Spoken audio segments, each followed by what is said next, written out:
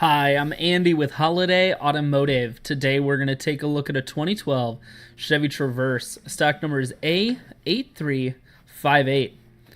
Taking a look at the front end here, you have factory fog lamps as well as nice chrome accents in the grille. A look down the passenger side, you have alloy wheels. Those are wrapped with Kelly Edge tires. Taking a look inside, you have cloth interior. Seats are very clean all the way throughout. There's no rips or stains on any of the seats here. All very clean. One more look down the passenger side, and then we're going to swing around to the back end. You have rear backup sensors as well as a trailer hitch here on the back, and it is all-wheel drive, so on those wintry Wisconsin days, you won't be sliding all over the road. There's a 60-40 split on the back seats, so you can fold those down.